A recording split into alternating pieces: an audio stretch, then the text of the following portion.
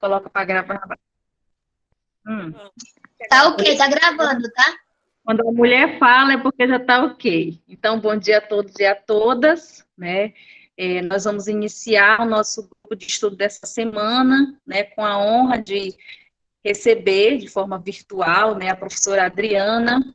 Professora Adriana, seja muito bem-vinda novamente, né, ao nosso segundo encontro com você, e dizer da nossa satisfação, né, a primeira live foi muito gratificante, muito relevante para as nossas discussões, né, tanto a live como a sua dissertação, como a professora Maria Francisca mencionou, a gente está tendo essa dissertação como um referencial teórico para o PIBID, né, para a realização das nossas atividades no PIBID, dizer da nossa satisfação nesse sentido, né, dizer que a intenção desses encontros, né, falando da alfabetização e letramento no contexto amazônico, traz a possibilidade de discutirmos, né, essas temáticas no chão da nossa região, a partir disso, né, e dizer também que é o foco do PIBID, né, o PIBID apresenta como foco a alfabetização e letramento, né, então o foco desse PIBID, desses 18 meses, é a partir disso. Então, não tem como a gente escapar de entender as temáticas, né, o que é alfabetização, o que é letramento, quais referenciais teóricos vão orientar as nossas ações, né? Quais fundamentos epistemológicos vão fundamentar as nossas atividades e as nossas concepções, né?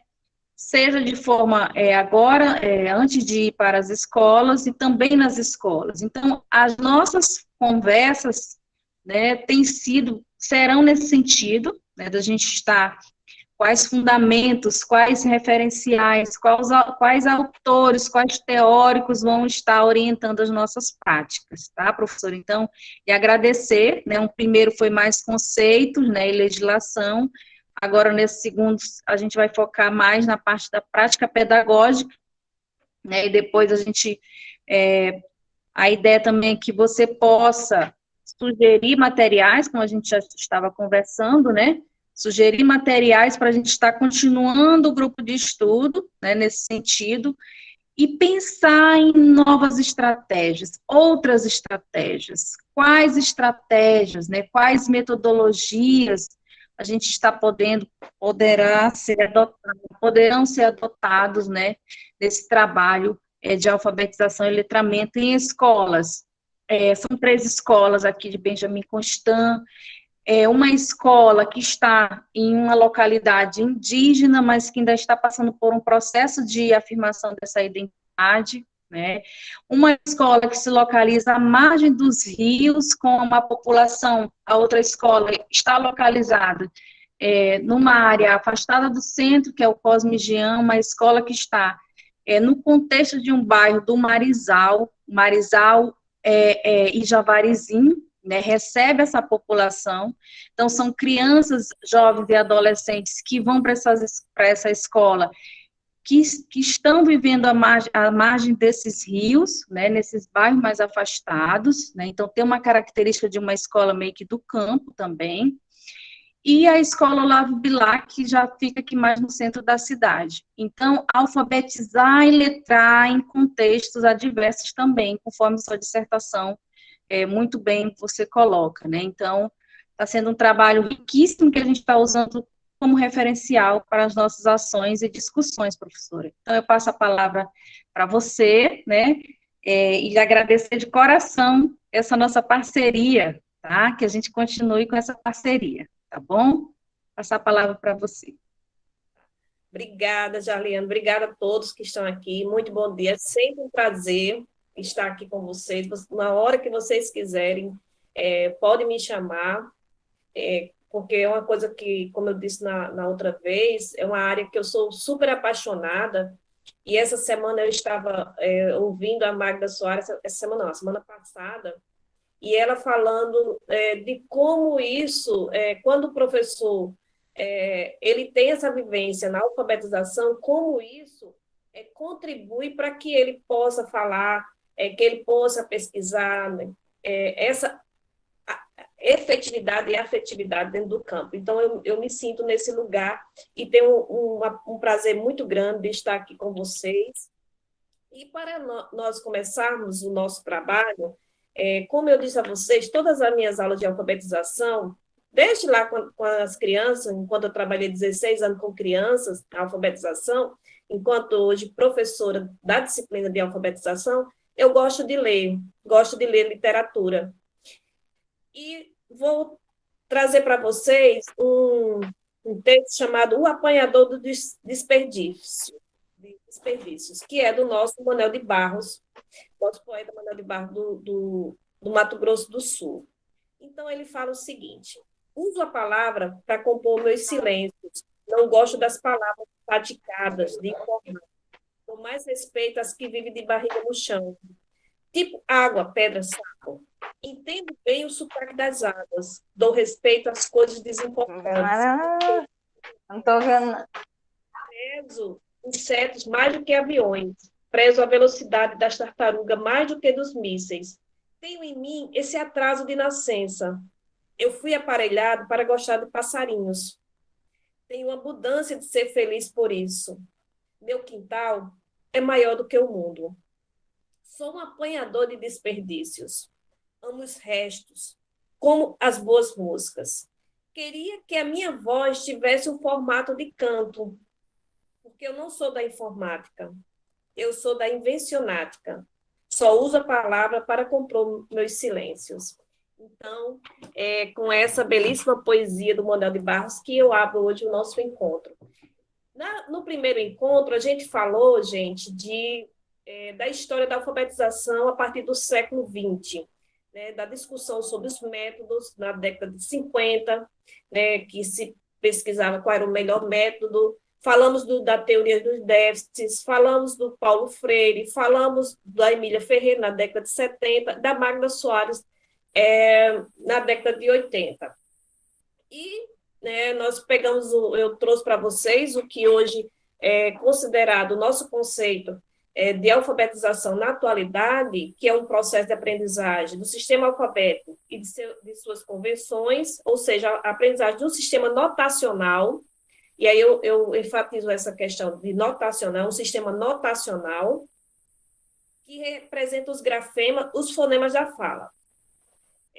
Então, eu também trouxe isso, trouxe também o PNA, né, o PNE e a BNCC. E também trouxe alguns dados do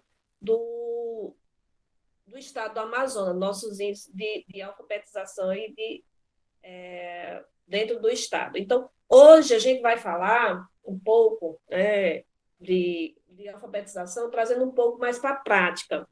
E aí, alfabetização e letramento, práticas e intervenções pedagógicas. Então, toda a prática, ela está respaldada numa teoria. Então, tem até um texto da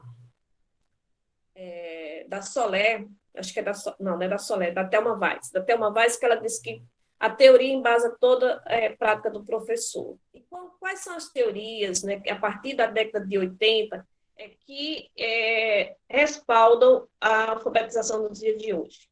Ainda tem a da Emília Ferreiro, que os PCNs é todo baseado na teoria da Emília Ferreiro, mas vem com muita força também a questão do letramento, que é a Magda Soares, que tem essa pesquisa bem ampliada no Brasil. Inclusive, eu não sei, Jarliane, depois eu vou perguntar se existe dinheiro dentro do projeto, porque seria muito interessante a aquisição desse livro, Alfa Letrar, que é um livro mais novo da Magda Soares, e que ela fala sobre as práticas de alfabetização de uma escola que ela acompanhou lá no interior de Minas Gerais. O livro chama-se Alfa Letrar. E ela traz a descrição, ela descreve, ela faz análise das práticas que ela ia acompanhando. Então, se de repente o projeto tiver uma graninha, era bom a aquisição desse livro. Eu adquiri agora no finalzinho do ano. Então, já pode até colocar aí os slides, por favor. Enquanto ela vai colocando aí, Adriana, depois você pode passar a referência desse material, a gente tem um recurso, sim, para poder comprar, né, Uhum. para fazer a compra desse material. Tá bom, ok. Esse, eu estou lendo ele, é muito bom. Então, aqui, alfabetização e letramento, práticas e intervenções pedagógicas. Né? Porque como eu coloquei intervenções pedagógicas, porque dentro da perspectiva, né, discursiva, dentro da psicogênia, a gente fala de intervenções pedagógicas. Né? Eu não sei se a Jaliane assistiu também essa semana teve uma live dele, do Vanderlei Geraldi, que ele fala, né, que nós não temos a prática, nós temos uma professora que chega na sala de aula, mesmo que esteja ali um plano, mas vem toda a sua história. Né? Então, é importante essa formação do professor, levando em consideração o que ele já sabe. E o segundo slide, eu trago a alfabetização, além de todos os aspectos da heterogeneidade, todos nós sabemos, né, que não existe sala de aula em que todas as crianças estejam no mesmo nível de conhecimento sobre a leitura e a escrita. Isso foi uma prática lá na década de 70, por exemplo, quando eu fui aluna de alfabetização, existiam as salas A, B e C, né? Eu acho que até falei isso na outra live. Então, as crianças da turma A eram aquelas crianças que já sabiam algumas coisas, muitas coisas de alfabetização, de leitura e escrita. A turma B era aquelas mais ou menos, e a turma C era aquelas que não sabiam nada, né? Diziam que não sabiam nada. Então, isso mudou, graças a Deus mudou, né? Principalmente com o advento, né, das teorias da psicogênese, da teoria da sociodiscursiva, que hoje já se entende que não existe uma turma, né, que estejam todas no mesmo nível de alfabetização. E que as crianças, e uma coisa da psicogênese que é muito interessante, é que veio também falar, as crianças aprendem umas com as outras. Isso é muito importante. Isso eu vou até falar quando a gente estiver falando de prática. Então, além de reconhecer essa questão da heterogeneidade, né, das salas, para atender essa necessidade de aprendizagem, é preciso levar em conta também as diferentes hipóteses de escrita e o nível de aprendizagem em que se encontram os alunos. Para isso, precisamos elaborar e produzir uma prática educativa baseada em diferentes estratégias que envolvam a todos. Mas antes, precisamos identificar o que as crianças sabem sobre a escrita. Então, a primeira coisa que nós fazemos, né, na prática é saber o que as crianças sabem sobre a leitura e a escrita. A primeira atividade que precisa fazer dentro de uma sala de alfabetização no início do ano, que é aquele diagnóstico que se fala, e o diagnóstico da leitura e da escrita. Eu acho que a Emília Ferreira traz uma grande contribuição, que ela vai dizer que isso é preciso fazer, apesar que ela fez no laboratório, né, com crianças, como eu falei na outra aula, com crianças individualmente, mas isso pode ser feito, né, dentro da sala de aula. E aí a gente pode até tirar um encontro só para eu falar como é que se faz isso. Hoje não vai dar tempo a gente falar sobre como se faz isso, o primeiro trabalho de diagnóstico da criança. A gente até pode, no próximo encontro, falar como é que eu faço o diagnóstico das crianças. Tem todo o procedimento, com folhas sem ser pautadas, listas, né, de palavras conhecidas das crianças, identificar as hipóteses, enfim. Mas hoje a gente não vai entrar nessa questão, a gente vai falar mais de uma forma geral, o que é que se precisa dentro de uma sala de alfabetização para que as crianças avancem nas suas hipóteses, né? E o CEALI, quando eu trago o conceito de alfabetização, que aí eu falei que ele considera hoje como notacional, que a escrita é notacional, ou seja, eu noto. Quando a Magda Soares começou os estudos dela, ela falava sobre a escrita como código. E ela mudou isso, né? Desse último livro, eu lendo, ela já fala a escrita como notacional, ou seja, aproveitando a ideia da Emília Ferreiro. E hoje eu vou falar um pouco da Emília Ferreiro. Pode passar o próximo slide, por favor?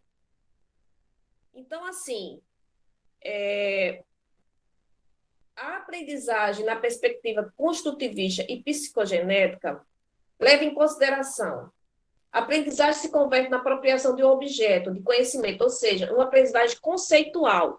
O que é uma aprendizagem conceitual? Ou seja, existe um conceito, o que é escrita, o que ela representa e como ela é representada.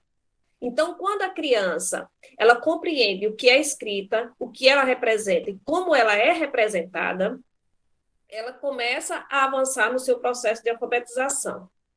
Então, por isso é que ela é conceitual, né?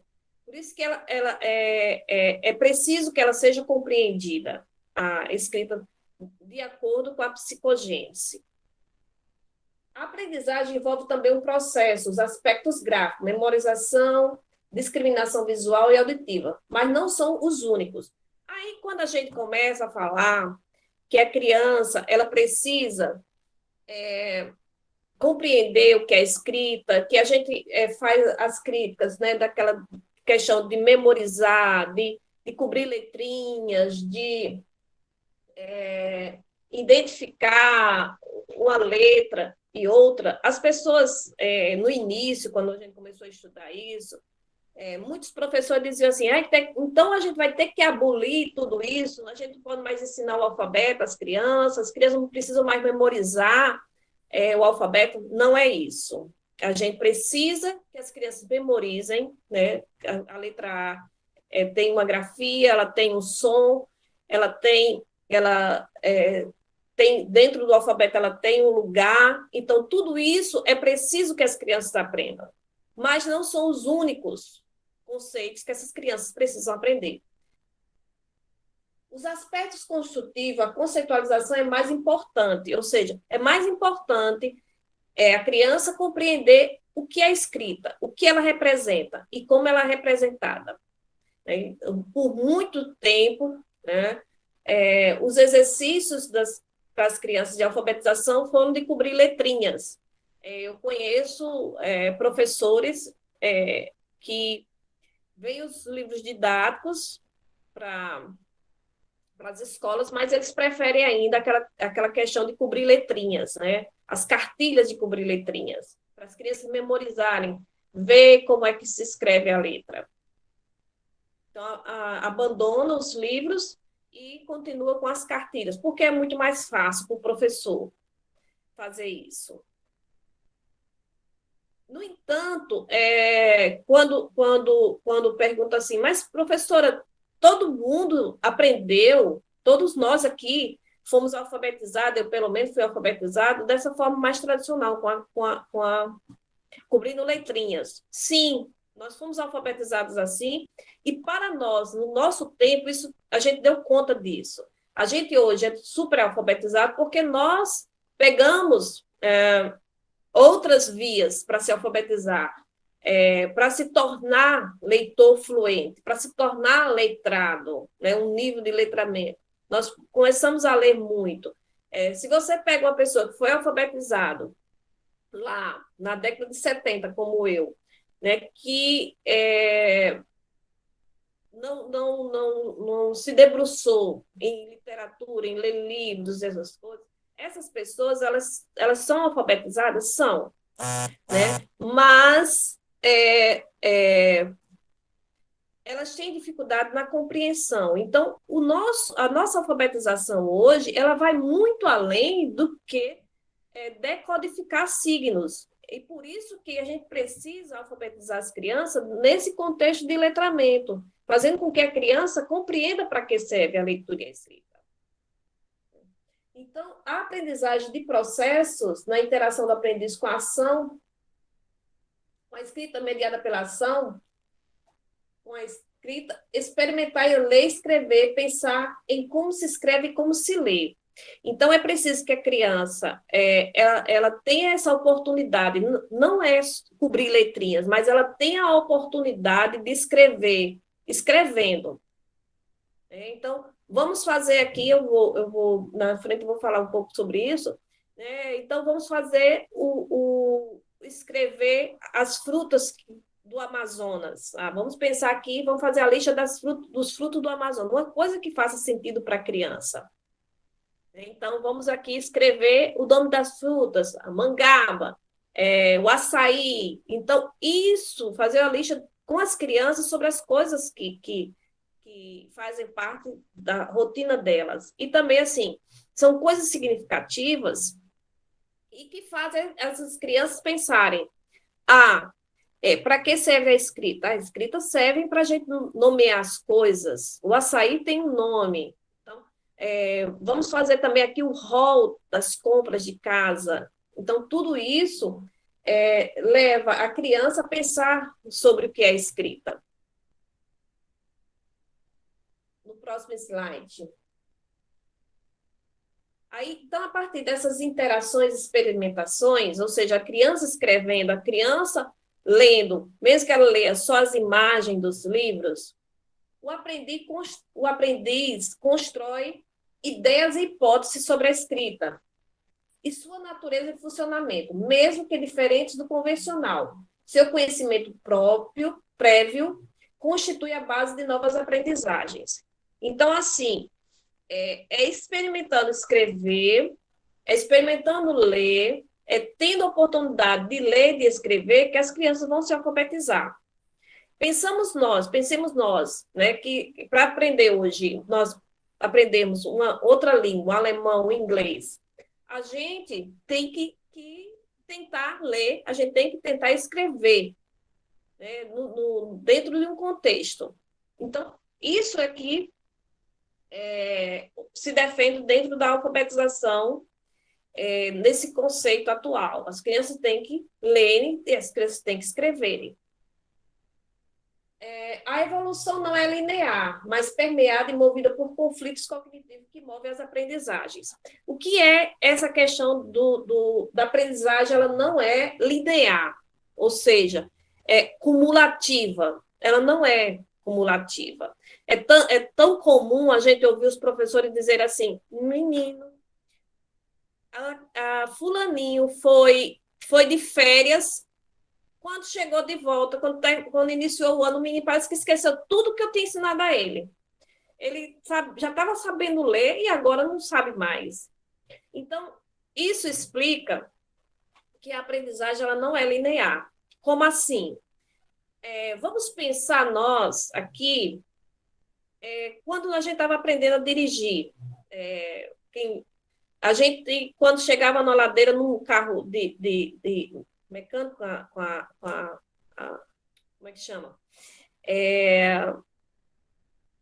Passar a marcha no mecânico, né? Hoje tem os carros automáticos, mas passar a marcha mecânica. Então, você chega na ladeira, você fica tremendo de medo, né, do carro descer. Depois, quando você já está mais habilitado, quando você está mais à vontade, quando você começa a dirigir, e aí você chega na ladeira, você já tira, põe lá o pé e faz a meia embreagem, você já tira até a serrinha de unha, enquanto o sinal abre para você, e você fica super relaxado, ou seja, você foi aprendendo ao longo do tempo. Assim são as crianças. Por exemplo, às vezes as crianças estão alfabetizadas no final do ano, mas só que elas não estão muito seguras daqueles conhecimentos. E chegam de volta à escola e parece ter regredido. Por isso que fala que essa aprendizagem não é linear. Agora, depois que esses conhecimentos estão consolidados, aí sim, né? Ou quando eu estou dirigindo, eu chego numa ladeira que tem um sinal, e aí eu já tenho mais conhecimento, já tenho uma prática, né, de direção que não me faz mais ter tanto medo do carro descer. Então, essa analogia que eu gosto de fazer para explicar que o processo de alfabetização ele não é linear, né? Ele vai, às vezes as crianças têm regridem, né? Mas também não é assim, regride, está tá em alfabético e regride lá do pré-silábico. Não é assim. Regride um pouquinho, porque esses conhecimentos não estão consolidados.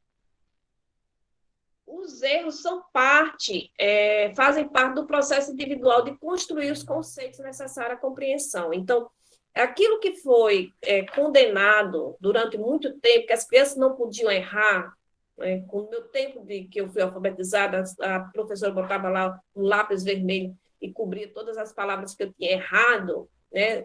Nessa outra compreensão, nessa outra concepção de alfabetização, esse erro ele é necessário para as crianças avancem. É necessário que a criança perceba que errou, né? Que errou. Ai, carro não se escreve com K?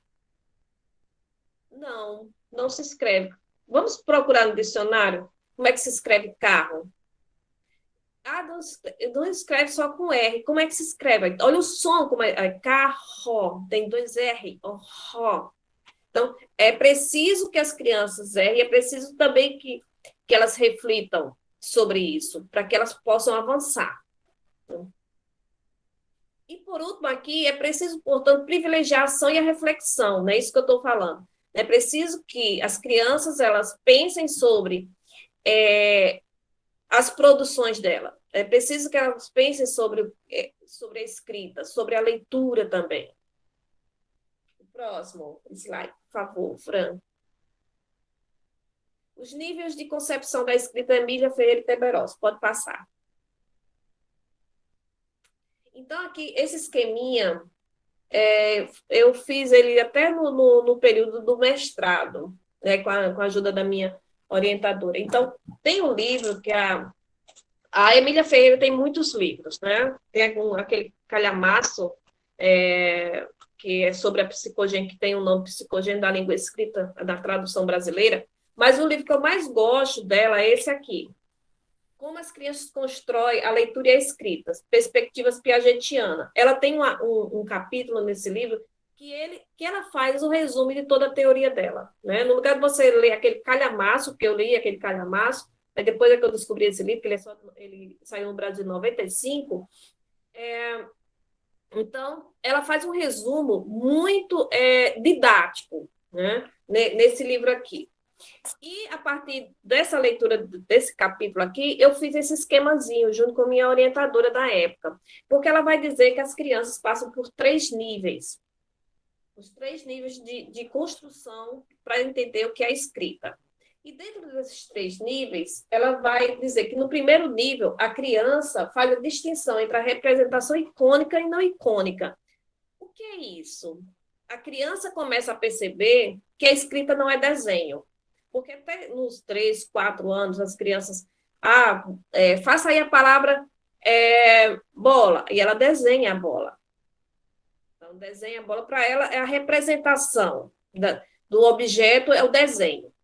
Quando ela sai dessa fase icônica, né, o icônico é o desenho, quando ela sai dessa fase icônica, então ela já está no primeiro nível. Então ela faz lá a palavra bola, ela coloca lá um C, um D, um F, um G, enfim, ela vê letras no seu ambiente e ela diz, não, então a palavra bola deve ter uma representação com letras. E ela se sente... já sabe, né, que aquilo é representado por letra, ela coloca as letras, né? Então, é a primeira fase. Existem livros por aí que vocês vão ver, pessoas escrevendo, que a Emília Ferreira diz que o período de desenho é pressilábico. Não é, gente. Ela diz com todas as letras aqui que o período de desenho não é pressilábico. Não é pressilábico. O pressilábico começa quando a criança começa a fazer a distinção. Ela diz com todas as letras, muito bonitinho nesse capítulo do livro. Quando a criança começa a fazer a distinção entre o que é desenho e o que não é desenho, então ela já está no primeiro nível. Dentro desse primeiro, vem para o segundo nível. Então, ainda é pressilábico. O segundo nível ainda é pressilábico, porque a criança começa a escrever, como eu disse, a palavra bola, com várias letras. Geralmente, ela usa as letras do nome dela, porque a primeira coisa que a gente ensina a criança é fazer o nome.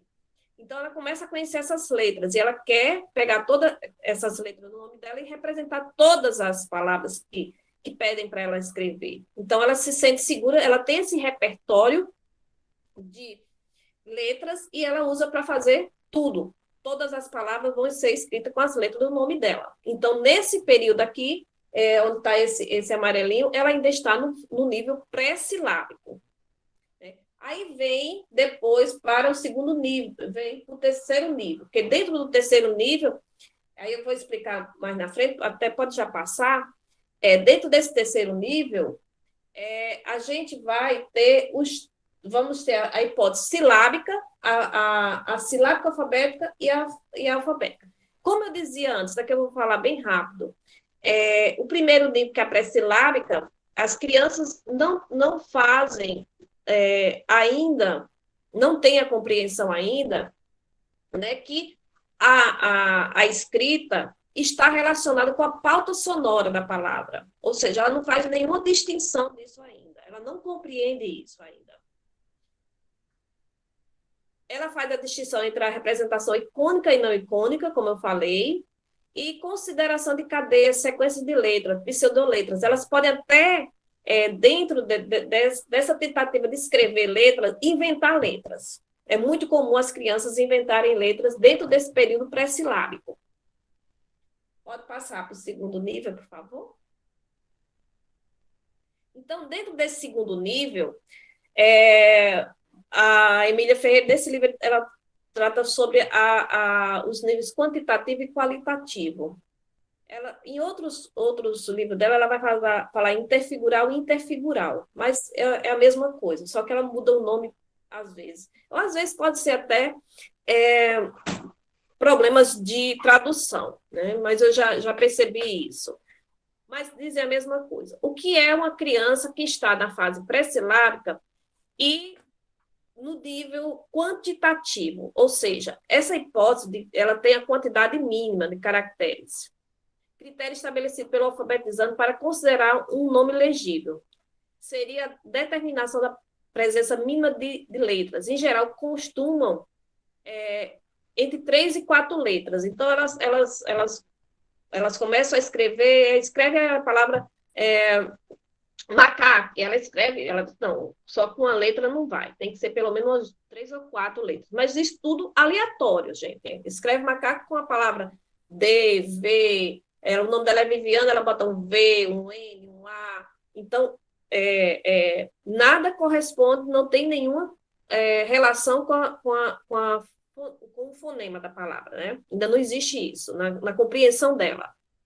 E na qualidade, aí ela começa a pensar que tem que ter variedade. Por exemplo, 3 M's para a palavra macaco, ou 3D para a palavra macaco. Não pode. As palavras não podem ser feitas com as mesmas letras, né? Tudo isso ainda dentro do período pré-silábico. Aí vamos para o terceiro período. Pode passar aí, por favor. O terceiro período, que chama-se a fonetização da escrita. Dentro desse terceiro período, é considerado o período mais importante nesse processo de alfabetização das crianças. A criança começa a prestar atenção às propriedades sonoras do significante da palavra ser representada. Ou seja, faz relação entre a escrita e o som da palavra. Para escrever, é preciso representar os sons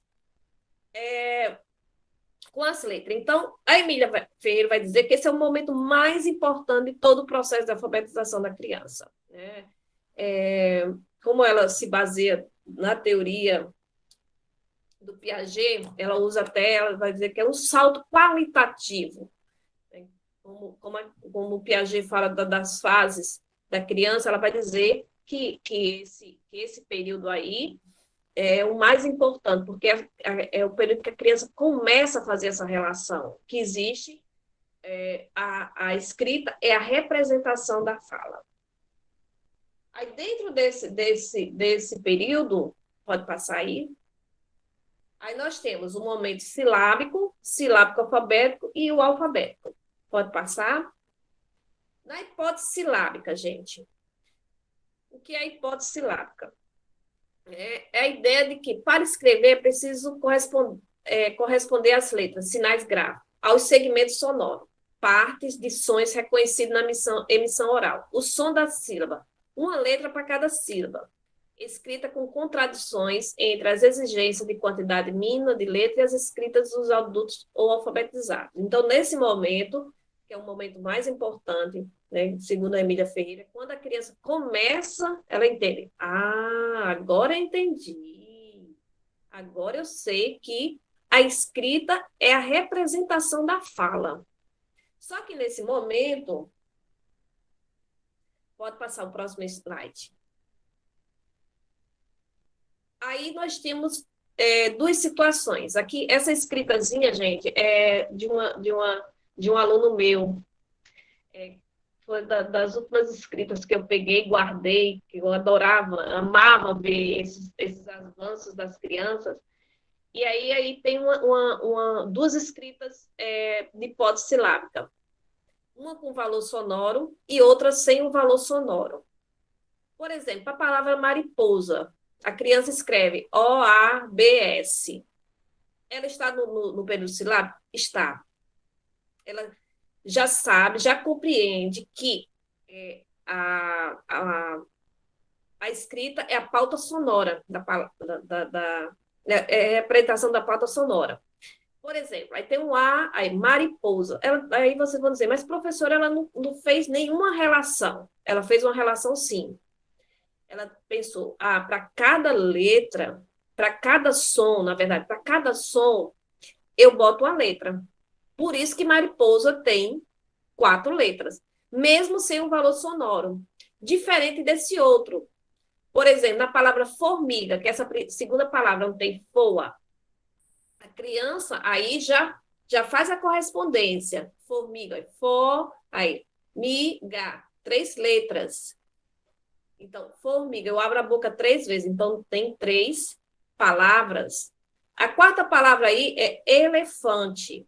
Então, elefante. Então, tem 4 letras. Então, ela já percebe o som da palavra e representa, como na palavra formiga, F, formiga. Então, eu vou colocar um F. Aí, formi. Aí, algumas crianças já fazem assim, botam um F, um I e um A para a palavra formiga. Então, desse período sem valor sonoro para o valor sonoro, isso já é um avanço que a criança fez.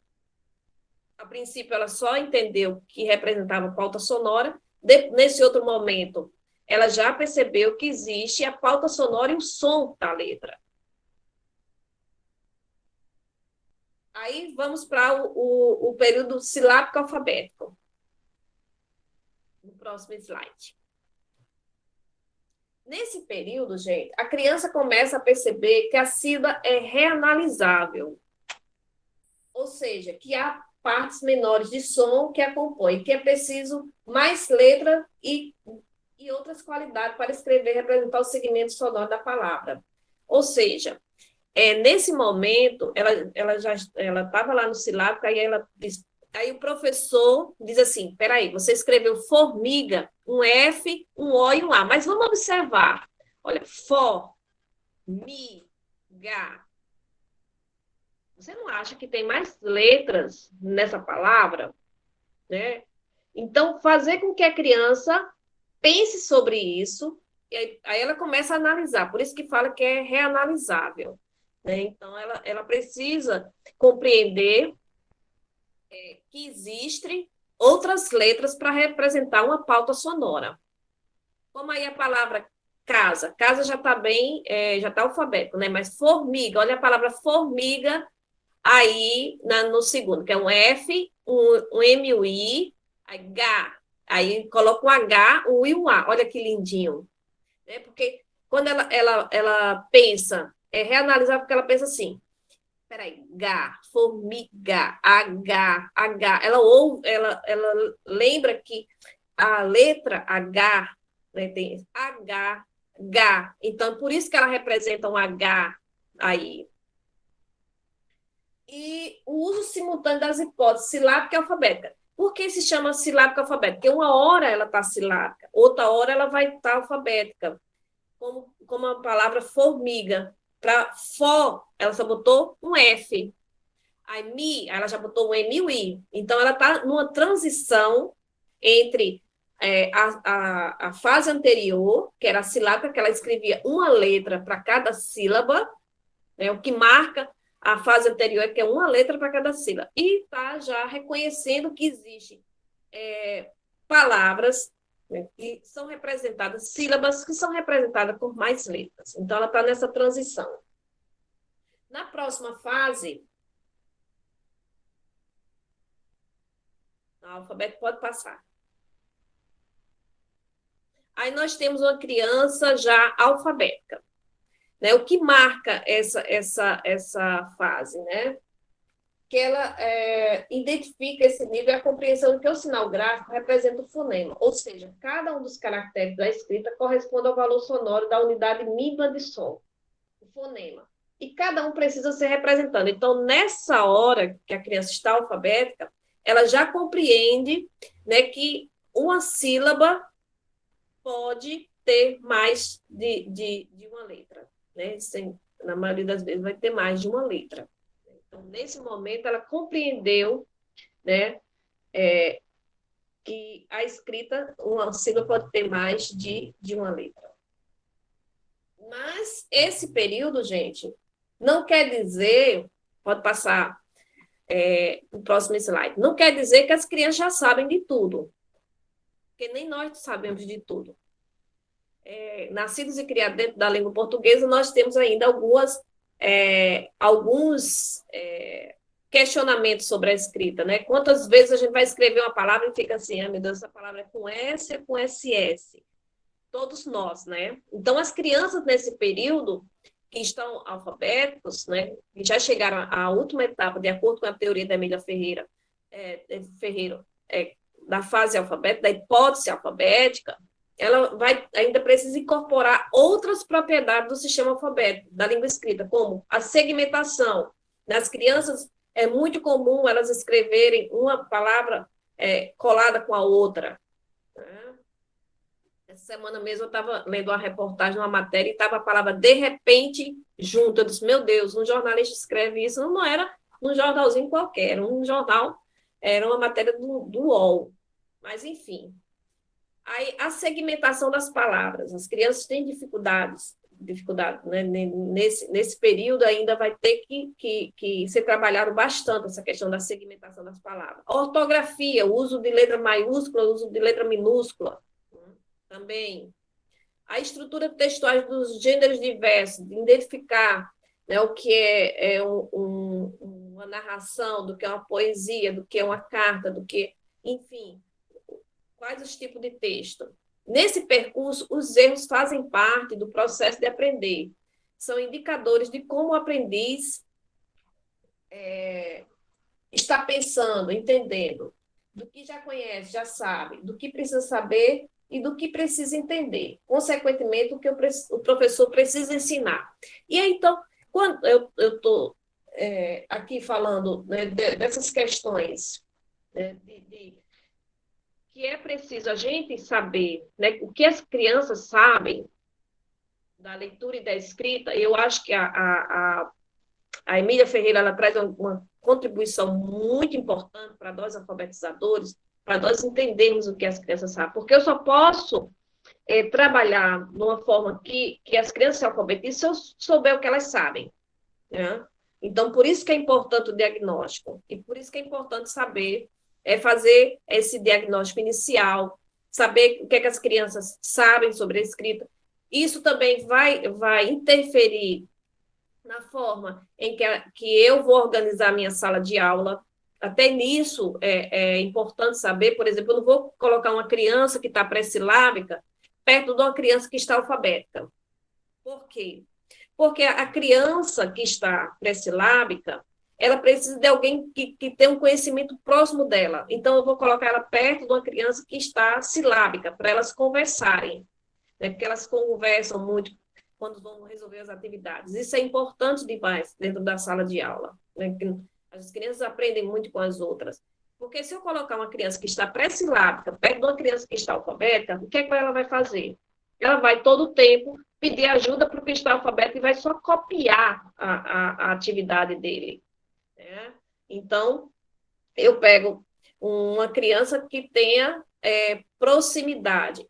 Professora, mas como é que a senhora faz esses testes, que aí a gente vai deixar para outra aula? Não tem como fazer, acompanhar um por um. Como é que eu faço, né? Os meus alunos dizem assim, quando estou no estágio, professora, mas é impossível você acompanhar os alunos dentro fazer o diagnóstico, que eu fazia o diagnóstico dos meus alunos. Todo mês eu sabia, eu tinha lá a relação de como eles estavam avançando e fazia testes para acompanhar o desenvolvimento deles da escrita e da leitura. Eu desenvolvi a estratégia de fazer o seguinte: hoje eu vou fazer uma lista, a gente ouviu a poesia do Manuel de Barros, vamos fazer aqui. Então, eu vou pegar algumas palavras e vou fazer uma lista de animais. O Manuel de Barros fala dos animais. Vamos fazer uma lista dos animais que a gente conhece e fazer a lista com os animais. Depois, aí eu pegava 10 alunos daquele dia e olhava de cada um, né, como é que eles estavam e questionavam a eles, né, porque não dá para você fazer, numa classe de 25 alunos, como é que eu vou estar discutindo, falando com meus alunos, um por um, questionando eles, para eles avançarem. Não tem como, gente. Aí eu fazia com 10 alunos, aí investigava eles, aí depois eu corrigia no quadro. Né? Aí os outros 20 alunos, né, uns 15, 20 alunos, eles faziam a correção pelo quadro. E aí eu sempre colocava assim, gente, olha, se a escrita tiver diferente, se vocês escreveram o nome inseto só com I, não é para apagar, vocês vão escrever na frente, não apague, escreve na frente, né? Para aqueles que eu não tive a oportunidade de ir lá na carteira dele, de conversar com ele na cadeira dele, eles pensarem no que estava diferente da escrita deles. Então, mas isso aí a gente vai falar mais precisamente quando eu for falar do diagnóstico, né, de como deve ser feito o diagnóstico. E aí, quais vamos dizer assim, quais as estratégias gerais que eu, enquanto professora alfabetizadora, devo ter na minha sala de aula? Próximo o slide, por favor. Então, assim, realizar atividades de escrita para descobrir em que nível seus alunos se encontram, podendo ajudá-lo a alterar ou consolidar as hipóteses, como eu estava falando, né? Fazer isso periodicamente, para você ter uma noção do avanço ou da permanência das crianças em determinadas hipóteses. Eu tenho até um quadrinho que eu criei que me dava a noção, né, da evolução das crianças. Eu vou passar também para vocês depois. Aí, quanto mais contato a criança tiver com a escrita, mais rápido ela pode chegar à hipótese alfabética. Registrar a palavra com todas as letras, cometendo erros ortográficos ainda, passando a compreender como a linguagem escrita funciona. Então, assim, primeiro, a questão da realização do diagnóstico. Segundo, quanto mais contato com escrita as crianças tenham, né, de escrever, do professor ler, não de fazer cópia, gente. Quando eu falo da escrita, eu estou falando da escrita espontânea, né, porque fazer cópia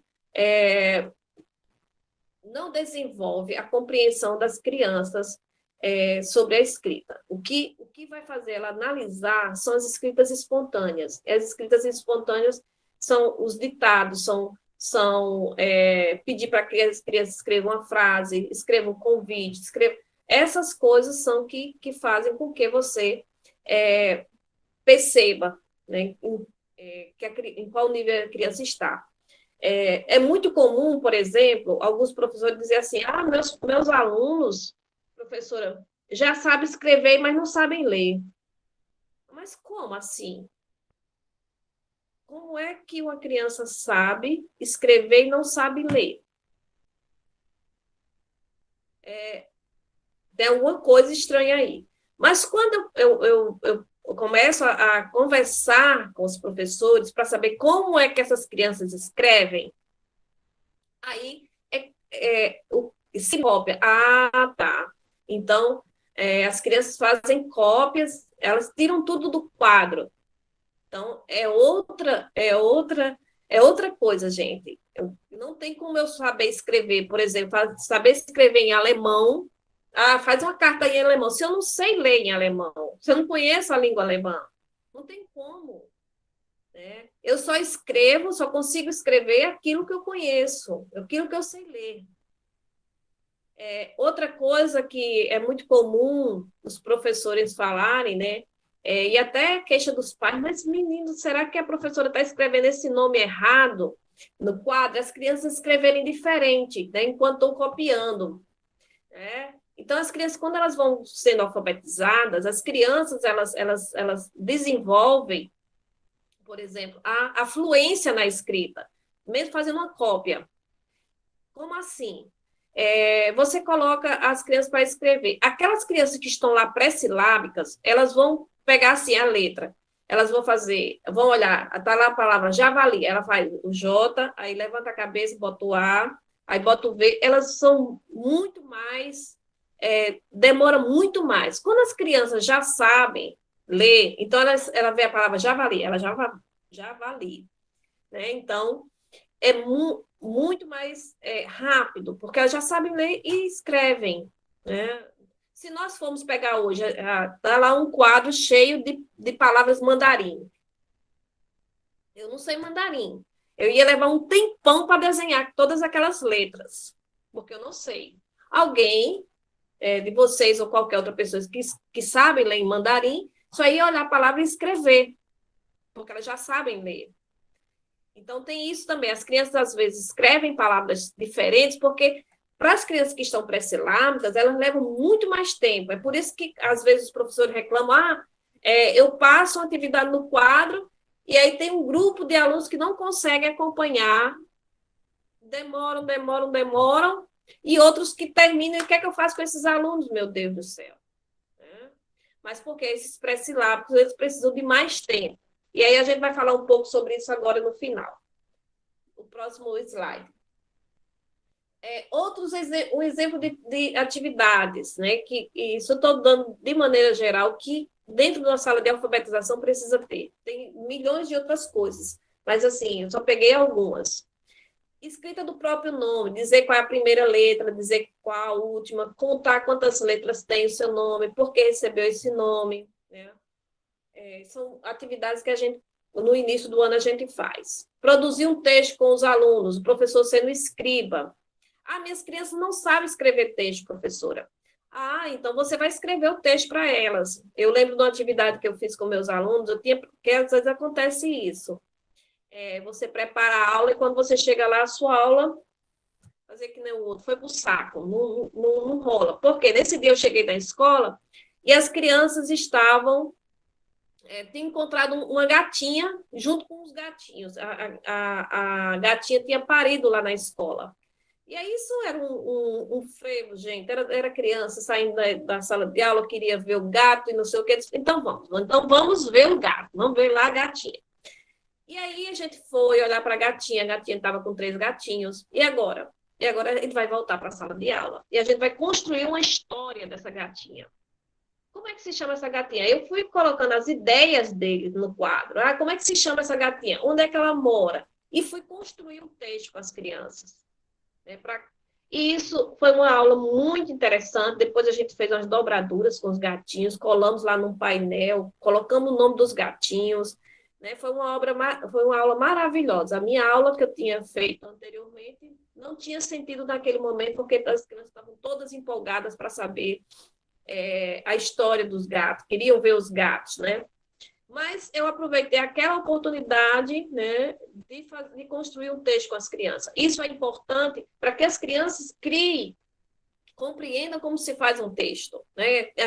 Sim, aí elas vão dizendo, eu vou escrever, mas essa ideia tá legal? Não, eu acho que a gente poderia melhorar nisso. Você vai ouvindo a história e você vai escrevendo a história. Isso eu estou ensinando a meus alunos como escrever um texto. E também tem a questão da escrita espontânea, como eu falei anteriormente, né?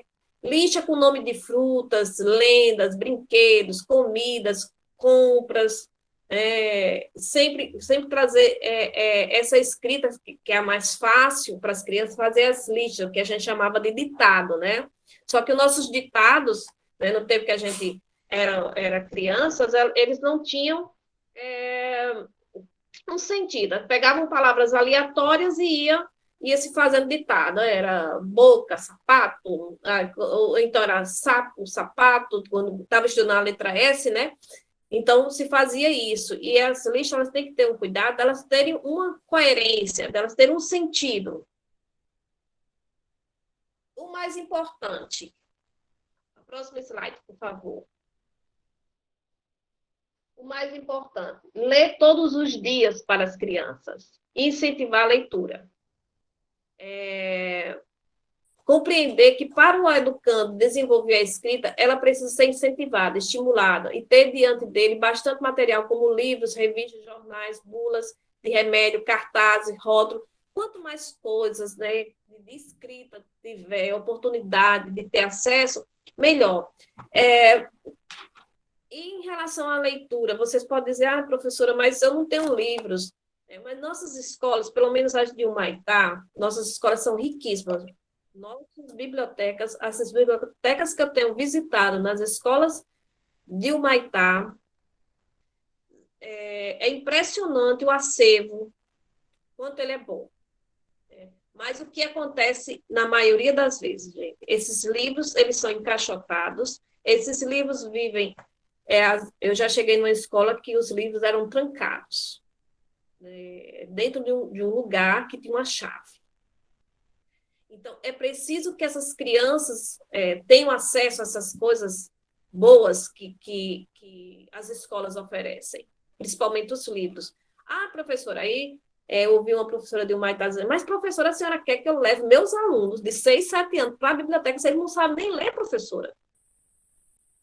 E eu digo, mas justamente por isso que você precisa levar as crianças para a biblioteca, justamente porque eles não sabem ler, para que eles comecem a folhear, fazer a leitura que é permitido naquele momento eles fazerem, né, de ler as histórias através das gravuras, e o professor pegar as crianças, olha aqui esse livro, olha como é interessante, vamos trabalhar esse livro, olha que imagem, aí fazer a leitura, pré-leitura, que desenho é esse?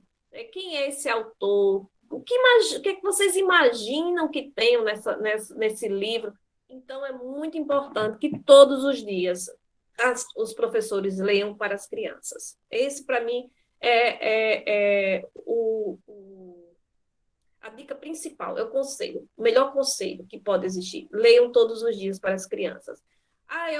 Mesmo que seja uma leitura de leite, que a gente tem chamado de leitura de leite, uma leitura sem pretensão de explorar nada. Uma leitura só para a criança ouvir a poesia, ou a criança ouvir um conto, né? Ou faça a leitura ou conte histórias também. É muito interessante contar histórias. Né? Todos nós temos memórias de professores que contavam histórias. E esses que parece que nos fazem, que a gente guarda com mais afetividade, a lembrança desses professores que contam histórias. Eu tive alguns professores que contavam histórias. E isso é importante para as crianças aprenderem a gostar dos livros. Gente, eu até falo, se nós conseguíssemos, dentro da nossa prática, fazer com que as crianças desenvolvessem o hábito da leitura, a gente já tinha ganhado um prêmio maior da educação, que é desenvolver o hábito da leitura das crianças, né? Então, não precisa começar, por exemplo, com Machado de Assis, né? Não, vamos começar com leituras que, quando a gente só vê, é interessante que pelo menos no meu tempo era assim, parece que a coisa ainda está meio assim, a gente ia ter contato com a literatura lá no ensino médio, que aí a gente ia ler Iracema, ia ler Dom Casmurro, ia ler aquelas obras para a gente fazer resumo, né? Eu tive a prática de leituras não pelo fato da escola me oferecer, mas porque, como eu tinha uma tia que trabalhava numa biblioteca, então eu tive acesso a alguns livros durante a minha vida. Isso me ajudou bastante. E outra coisa, desenvolver projetos na escola.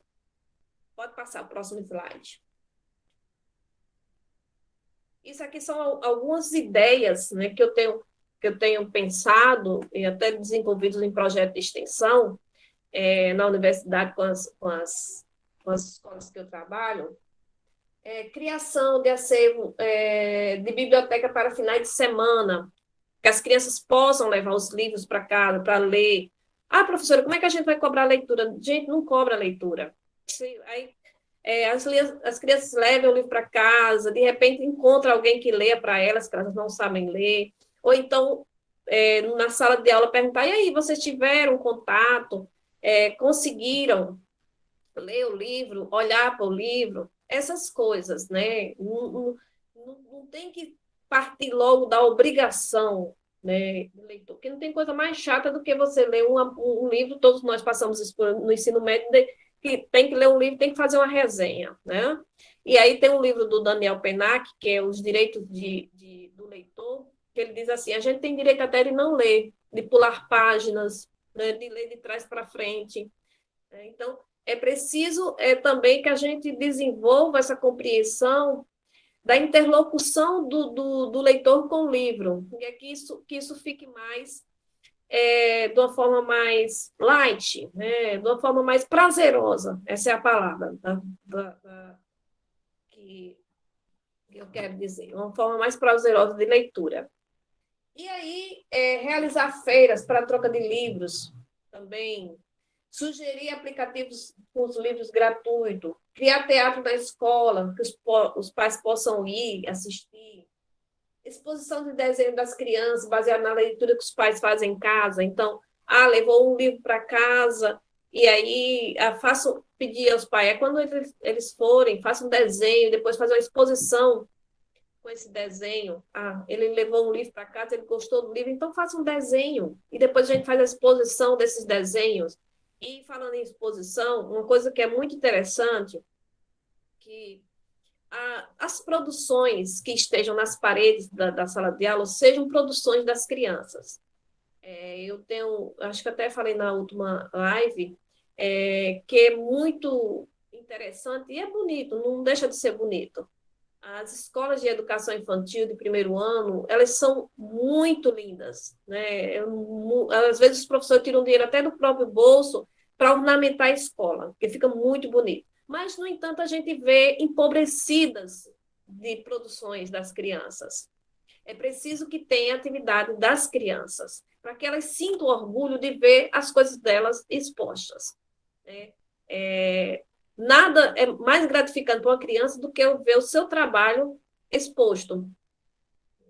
Então, o calendário da sala de aula, as regrinhas da sala de aula, tudo tem que ser feito pelas crianças, que assim elas vão ter satisfação de expor resenha dos livros no site da escola. Então, são coisas, são ideias, né, que eu tenho desenvolvido, existem outras também.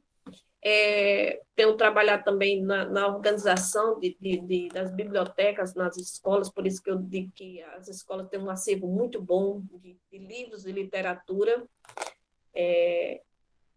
E, finalizando, e as atividades? No próximo slide. Uma das formas de ampliar e aprimorar a nossa prática educativa é criar variações, adaptações dentro de uma mesma atividade na aula de alfabetização. Tarefa complexa, mas porém possível. Porque, lembra que eu falei para você, a gente tem que colocar as crianças que têm uma proximidade de conhecimento, uma criança que está pré-silábico com a criança que está silábico, uma criança que está silábico com todo, não está silábico alfabeto, uma criança... Então, mas a gente, para que aquelas crianças que já estão alfabetas, né, elas terminam as atividades, a gente fica dizendo, aí ficam virando na sala, enquanto a gente está dando atenção àqueles que mais precisam, as outras crianças fazem a festa, né, na sala de aula. E como a gente pode resolver isso? Aí eu trago uma próximo slide, por favor. Uma musiquinha bem rapidinha, né, que é muito trabalhado com as crianças, que é a borboletinha, aquela música borboletinha está na cozinha, né? Então, como é que a gente pode trabalhar uma atividade dessa com as crianças trabalhando com todos os níveis. Para as crianças, pode passar o outro slide. Para as crianças pré-silábicas, por exemplo, a gente pode, para os alunos dessa hipótese, pré-silábicos e silábico, a gente pode botar a atividade de escrita em duplas ou individuais, né? Pode ser apresentado aos alunos um texto com lacunas no final da frase para que escrevam o que falta. Lá na música, falta a palavra borboletinha. Então, é um texto que sabe de memória, que isso é uma coisa interessante que se traga para as crianças. Não vamos trazer também um texto, às vezes os professores falam assim, os textos do livro didático 3, 4 páginas de leitura. Como é que uma criança pré-silábica vai ler um texto de 3, 4 páginas? Então, é interessante que a gente traga para as crianças, nos seus primeiros anos de alfabetização, textos pequenos, poesias, musiquinhas, mas aí os alunos que já estão alfabetizados, né? Aí essa é a proposta da atividade. Então, para esses alunos que estão pré-silábico e silábico, a gente pode pedir, trazer a musiquinha com as lacunas, onde faltam as palavrinhas, e eles vêm pensando, como é que se escreve a palavra borboletinha? Então, um vai ajudando o outro. Os alunos escreverão segundo suas hipóteses, que devem ser confrontadas entre si na lousa, para que, com as devidas orientações e intervenções do professor, cheguem à escrita alfabética. Uma variação dessa atividade é oferecer aos alunos as letras móveis, aquele alfabeto móvel, né?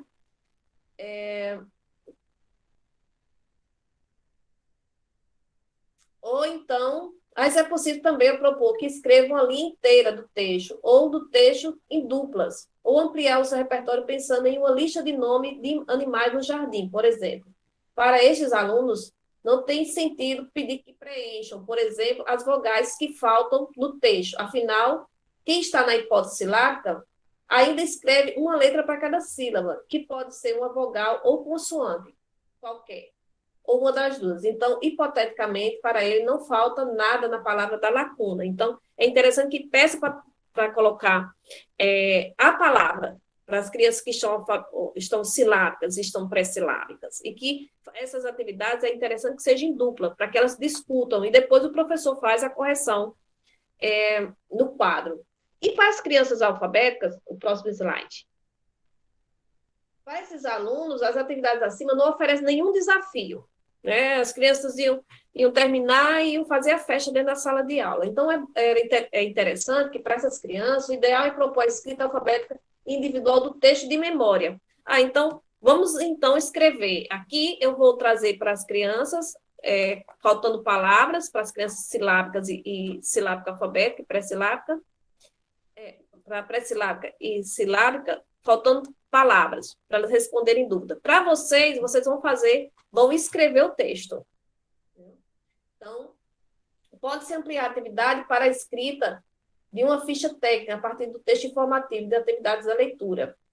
Ou outra proposta é que eles escrevam sozinhos o que sabem sobre a borboleta no texto. Então, vocês vão escrever um texto sobre a borboleta. Vocês que já estão alfabéticos, estão silábico alfabético. Então, existem adaptações de atividades que dá para a gente trabalhar, né, com os vários níveis. Se você tiver níveis muito discrepantes dentro da sala de aula, tem que ser feitas essas adaptações. E por isso, aí eu volto mais uma vez a falar de quanto é importante a gente saber, né, o nível de conceito que as crianças já construíram a respeito da escrita. Gente, e por hoje é só, né? Obrigada. Nossa, Adriana, nós que agradecemos, viu? Quanta riqueza, né? A professora Francisca e eu, a gente sempre dialoga muito, né, a respeito desse processo, né, complexo da alfabetização e de como o PIBID ele está sendo de extrema relevância para nós, né, para colocar essa temática, essa pauta no processo de formação desses pedagogos, né. Então, e de como a tua participação para nós tem sido muito relevante, tá? Então, assim, nesse sentido mesmo, né, a live realmente, você tratou disso, né, de como que a gente pode estar refletindo sobre essas intervenções, né? Então, quais possibilidades, né, a gente pode ter nesse processo com as crianças, né? E você traz de modo assim, é interessante que você traz situações, né, que a gente pode estar pensando nesse processo, né, de como fazer, mas assim, o mais relevante mesmo é que não são, não parte daquela ideia de receituários, mas principalmente que a gente possa refletir sobre esse processo, né? Então, é isso que a gente quer, que a gente tenha esses referenciais, né? Que a gente consiga ler, compreender, discutir, debater com os nossos alunos esses referenciais. Então, são propostas que não saem, não caem do vazio, né? É com base num referencial, numa fundamentação, né, em uma teoria. Então, é isso que a gente quer, né? Então, a partir desse momento, a gente também, a ideia é que a gente saia com as indicações, né, e você propôs aí, e aí depois você pode mandar por e-mail, no Zap, as referências desses 2 livros que você citou, né, que é um livro da Emília Ferreira, que você disse que leu, o Calhamaço, né, da Emília, e aí você depois descobriu esse outro material, então eu acho que também apresente esse material para a gente, né, e aquele outro que você apresentou no início, não sei se ele tem digital, os dois, se é possível, ou se só são físicos. Se só for físico, a gente pode tá solicitando, aí, fazendo a compra desses 2 livros. É interessante porque para cada semana e para cada mês, Adriana, a gente está propondo atividades nesses grupos de estudos a partir dessa temática da alfabetização e letramento, mas trazendo também as diferentes modalidades, tipo a alfabetização no processo da educação de jovens e adultos, que vai ser a modalidade que nós vamos abordar no próximo mês, certo? E aí a gente também vai trazer discussão da educação especial, né, e na educação escolar indígena, na educação do campo. Então, assim, a gente vai ampliando, né, e trabalhando a alfabetização e letramento nesses diferentes contextos e modalidades. Adriana, então, a ideia é essa, né, que a gente consiga fundamentar, né, referenciar, ter boas referências, né, para assim atuar. E uma das coisas que tem contribuído muito, e eu quero te agradecer aqui nesse momento, é que eu também estou vivenciando um processo de professora alfabetizadora, né? Então, eu fui professora na rede municipal por 9 anos, mas eu trabalhei 5 anos com turmas muito seriadas em alfabetização, e hoje eu tenho a alegria de ter uma das minhas alunas que foi alfabetizada naquele momento por mim, e hoje ela é professora, do curso de pedagogia, né, que é a Elissandra, não sei se ela está aqui, não sei, ela entrou, mas eu acho que saiu, e eu sempre digo, ela está, e eu sempre digo, assim, da minha felicidade, né, foi possível alfabetizar, é possível, né, eu acho que o que nos move é isso, né, e o quanto isso depende da figura do adulto, do professor, né, da escola. Você disse que e o material fica lá guardado, né, nas bibliotecas ou numa sala que eles usam de depósito, né, para colocar os livros. Realmente esses espaços estão muito negligenciados, né, invisibilizados. As bibliotecas servem para depósitos, né, um levantamento de uma aluna que fez um TCC. Como é que estão as bibliotecas nas nossas escolas? Ela fez levantamento em 5 escolas públicas municipais, e as bibliotecas serviam de um depósito para guardar livro didático, né? Então, a gente sabe que hoje há tem programas destinados para os livros, né, de literatura infantil, infanto-juvenil chegarem às escolas, e muitas vezes ficam armazenados, né, nessas salas, nesses depósitos, e não chega até os alunos. Mas o medo é que os alunos, eles rasgam tudo, destrói tudo, né? E aí, por que será que isso ocorre, né? Então, materiais, a sala de informática, os computadores estão lá, se acabam e as crianças nunca têm essa oportunidade, né, e você traz essa excelente estratégia de talvez estar montando, né, nessa escola, quem sabe um blog, pensar em alguma estratégia também aliada a essas tecnologias, né, que os alunos possam aprender, de fato, fazer essa utilização.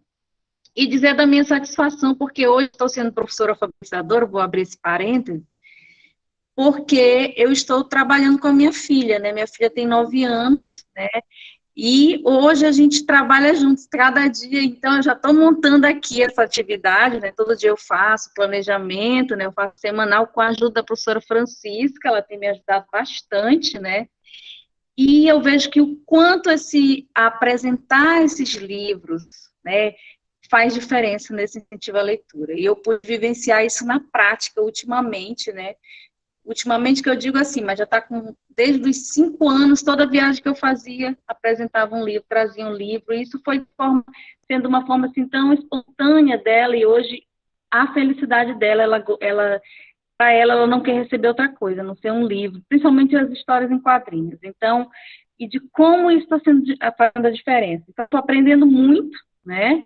Muito mesmo, e agradecer a oportunidade por esse nosso diálogo, porque como isso faz a diferença na vida das crianças. Então, é uma atividade essencial no curso. Aí te agradecer muito por essa nossa parceria. Então, agora eu vou abrir para os nossos colegas aí, né, a professora Francisca, e os alunos que quiserem participar, podem levantar as mãos, Só se manifestar. Um pouquinho, Juliana, isso. Eu esqueci de dizer uma coisa muito importante que você falou agora. O que a gente traz não é receita, né? É baseado em teorias, em estudos, né, de como a gente fazer dentro da sala de aula, né? Tudo isso que eu trago, você disse muito bem colocado, não são receitas, são coisas pensadas a partir de teorias e são coisas vivenciadas, algumas coisas aqui eu vivenciei, você também traz essa experiência, e a professora Francisca com certeza também, né, de coisas que deram certo. E outra coisa, quando você fala, né, que bom que você tem essa percepção, né, de trazer livro para suas crianças, mas quando a gente pensa, e você pode fazer isso, graças a Deus você pode fazer isso, mas quando a gente pensa nas crianças das classes populares, elas não têm essa vivência do livro em casa, né? Então, o nosso compromisso ainda é maior com as crianças das classes populares, porque elas não têm os livros. Então, é preciso que nós, né, enquanto professores, estejamos oferecendo, apresentando esse mundo rico da literatura às crianças, porque elas não têm, né? Então, é nossa responsabilidade fazer isso, né? E nem todas as pessoas como eu, você, outras pessoas, né, aqui do grupo, talvez possa comprar os livros para as crianças. A maioria das crianças não tem isso, porque o livro é muito caro no Brasil, né? Infelizmente. Excelente, Adriana. O nosso compromisso com as classes populares, né? Então, eu acho isso de extrema relevância. Onde é que os nossos crianças das classes populares vão ter acesso, terão que ter acesso a esse material, né? Esses bens, esses patrimônios, na escola, né? Então, a escola deve fazer isso, né? Deve criar essas oportunidades, né? Muito bem posto por você agora. Então, eu vou abrir agora para professora Francisca, deixa eu ver quem que está ainda. Eu gostaria que os meninos pudessem se manifestar também, né? Acho importante que faça o registro da sua fala, né? Acho que é importante. A eles está. A professora Leni, né, é uma professora supervisora, Adriana, ela está também. O Magno mora em São Paulo de Olivença, mas desde o início está aqui na reunião. A professora Maria Francisca levantou a mão e a Raquel, aí anda de uma comunidade, mas talvez ela está fazendo acesso aqui na sede, né? A professora também, Leni, está levantando a mão. Vou passar a palavra à professora Maria Francisca, em seguida a professora Leni.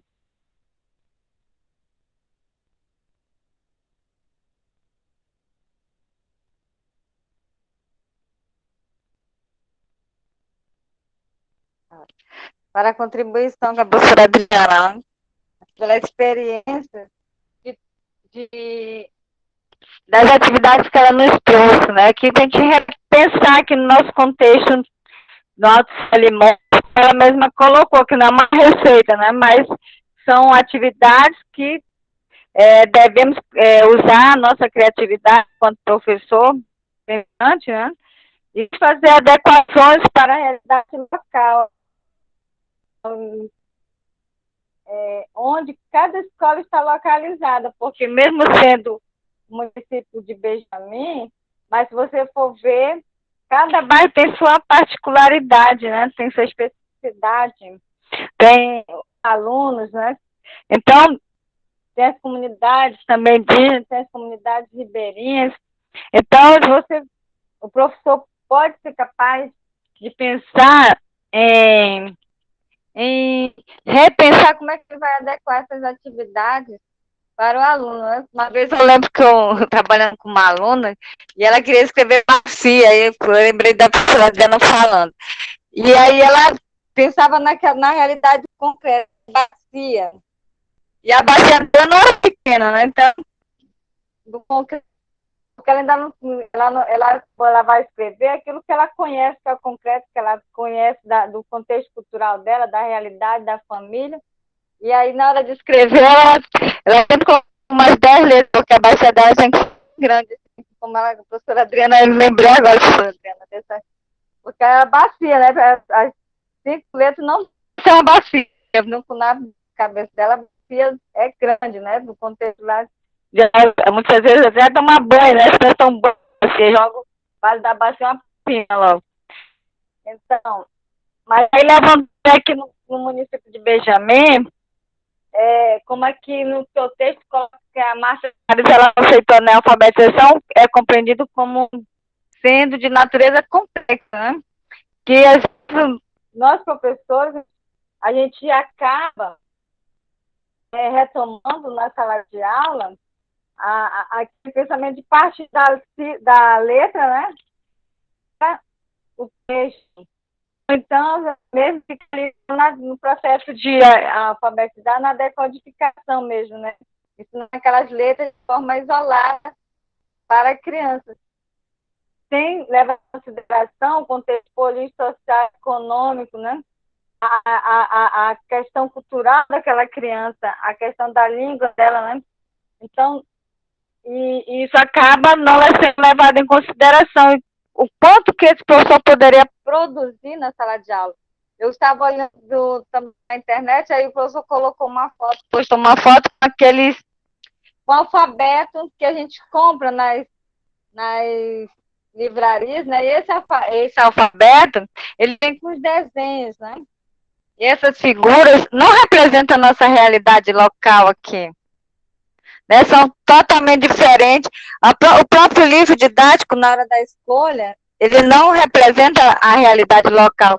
E por que não provocar aqueles professores em pensar em construir uma cartilha local, com elementos locais, da cultura local, aqui da realidade, né? E uma vez, trabalhando com a professora Gilson também, a gente fez um projeto, professora, que era sobre o amigo dos animais. Então, teve teatro, teve palestra, teve produção de desenho, juntamente com as crianças. E eu fui, a professora Gilson é da antropologia, e ela tem um projeto que é de extensão, né, sobre os amigos dos animais. Então, quem são os amigos dos animais?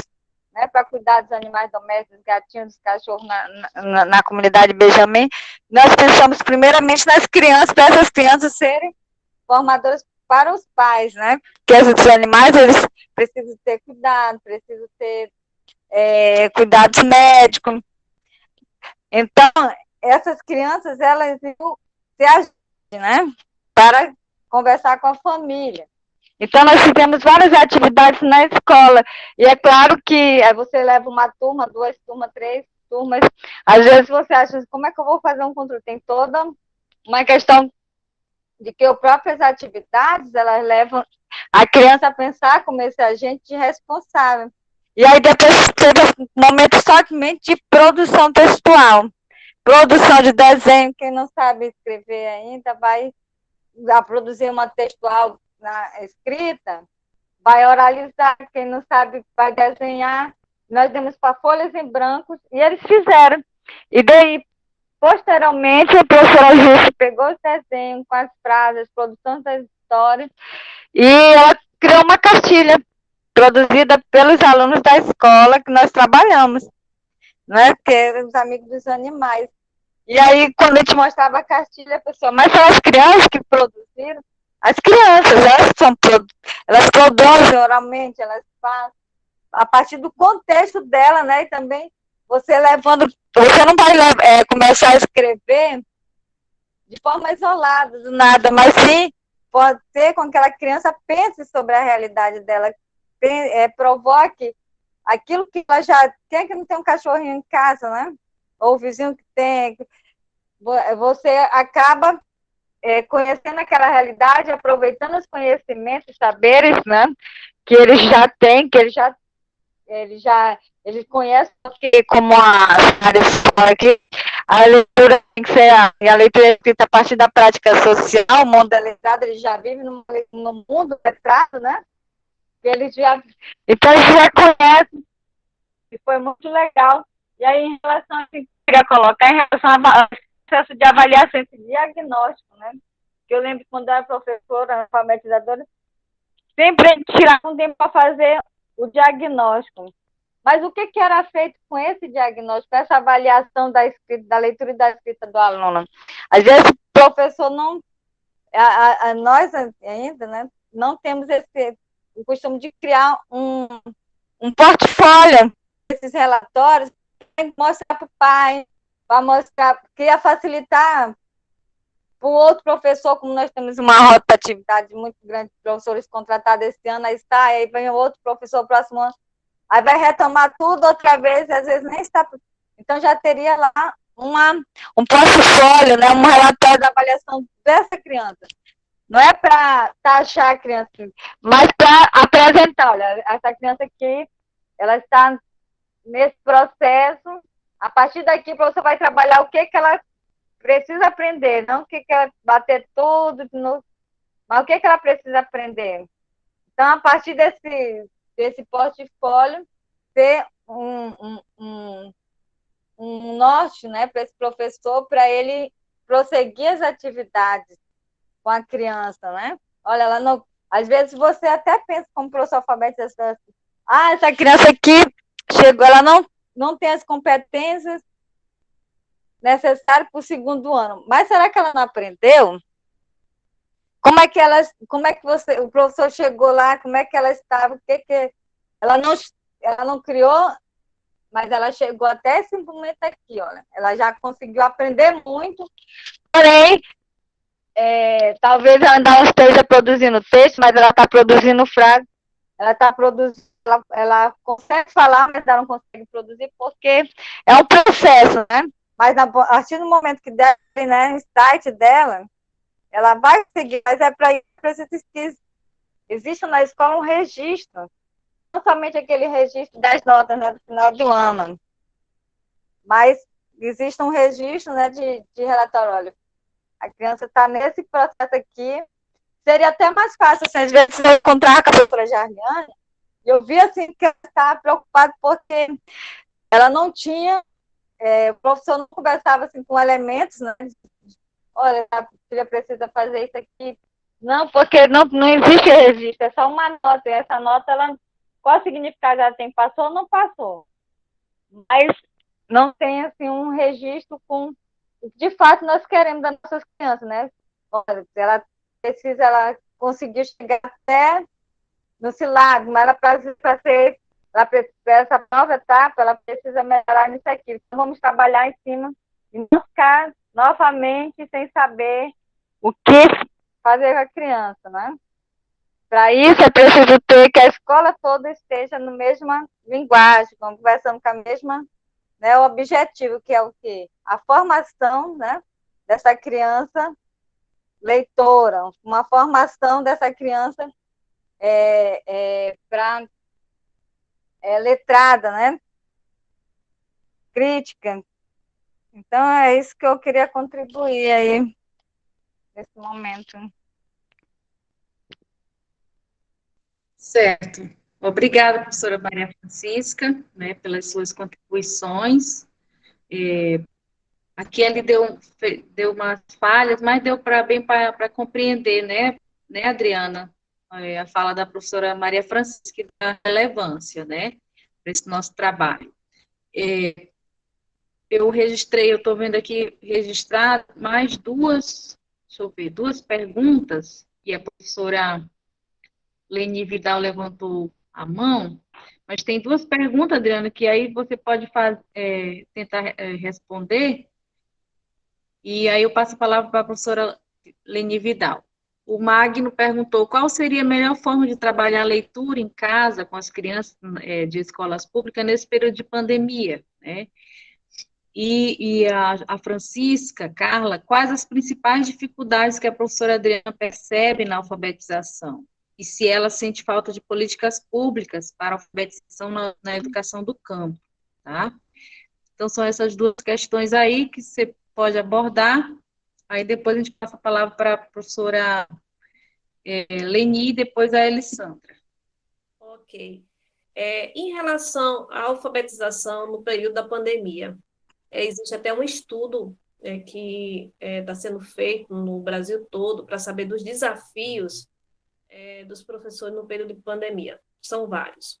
Mas tem uma coisa muito importante que todo mundo aprendeu, que nós somos muito importantes, nós professores. Os pais perceberam isso, que nós somos importantes. Porque muitas vezes, por exemplo, quem de nós não já viu a seguinte situação? Ah, mas essa professora devia ensinar assim assado, né? Ah, mas essa professora não ensina isso. Não... Então, muitas vezes foi questionado o nosso conhecimento que nós adquirimos nos bancos da universidade, né?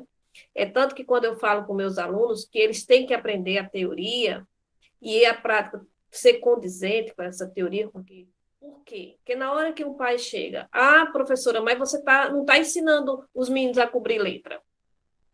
Você tem que estar respaldado e você tem que dizer, argumentar por que você ensina assim e não ensina assado. Né? Então, nenhum profissional é questionado se você não chega para o médico e diz, doutor, eu não quero esse remédio, eu quero esse outro. Por que o senhor passa esse aqui e não passa outro? Ninguém é questionado, um engenheiro. Enfim, mas nós, professores, somos questionados a respeito disso. E nessa pandemia veio essa valorização. Eu acho que os pais perceberam, principalmente os pais, a sociedade percebeu a importância do professor. Não é qualquer um que pode dar aula. Os pais estão de saco cheio com os filhos em casa porque não sabem o que fazer. Né? Mas como desenvolver, aí eu volto à pergunta, como desenvolver a leitura, isso, no processo, agora na pandemia, e eu tenho visto coisas absurdas, assim, por exemplo, eu tenho 2 netos, e recente, a mãe dele mandou uma foto para mim, em que eles estavam na frente do computador de farda. Aí meu Deus do céu, né? Fazendo as atividadezinhas lá de farda na frente do computador. E eu fico pensando, o que é que nós, enquanto professores, poderíamos estar fazendo? Essa ideia de uma biblioteca, que as crianças pudessem levar os livros para casa, para ler com a família, de repente desenhar, os que sabiam escrever, escrever alguma coisa. Essa ideia que a professora Francisca traz dos animais de estimação, por que não conversar com as crianças? Como tem sido feita a relação das crianças com os animais, eles escreverem os animais que têm em casa, ou, de repente, os que sabem escrever um texto, escrever sobre o seu animalzinho de estimação, das coisas que estão acontecendo. Trazer uma exposição de desenho, de leituras que foram realizadas, das coisas que foram feitas durante esse período de pandemia, desenho ou relatos. Então, são estratégias, né, que a gente vai pensando a partir desse momento tão difícil que a gente está vivendo. Eu penso dessa forma, né? De se cobrar tanto. Primeiro, os pais não sabem, não têm os conhecimentos que nós temos para ensinar. Quando tem uma pessoa que tem uma formação pedagógica, tudo bem, mas muitos não têm. Alguns nem sabem ler, gente. Alguns dos nossos pais nem sabem ler. Eu trabalhei numa escola que uma criança ficava de castigo todo dia na hora do intervalo. Acho que eu até contei na outra live. E aí, um dia, a mãe chega na escola e disse que ela não fazia atividade na escola, não trazia atividade de casa porque ela não sabia ler. Então, a criança estava sendo castigada por isso, né? Então, a gente tem que pensar, conhecer a nossa comunidade, conhecer quem são e desenvolver atividades, né, que sejam possíveis de ser realizadas, né? Então, em relação às dificuldades na alfabetização, são inúmeras. São inúmeras, desde a das políticas destinadas à alfabetização. Nós temos agora a Política Nacional de Alfabetização, que contradiz tudo aquilo que a gente construiu até então, né? Todos os estudos que nós tínhamos não foram reconhecidos nada, o estudo da Magna, principalmente da Magna, que é no Brasil, e outros tantos professores que desenvolveram anos de estudo, 20 anos, 2 décadas de estudo, nada disso foi levado em consideração, está sendo levado em consideração apenas o que eles falam em evidências científicas, que são estudiosos americanos baseados na psicologia comportamental, e para nós nos parece um retrocesso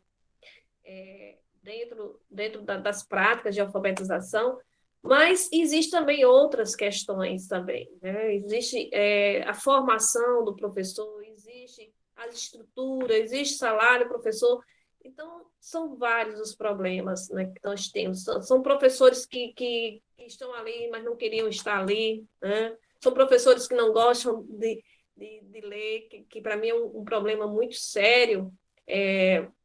Uma vez eu orientei um trabalho de TCC, que era o título era leitor rima com professor rima com leitor, um negócio era assim.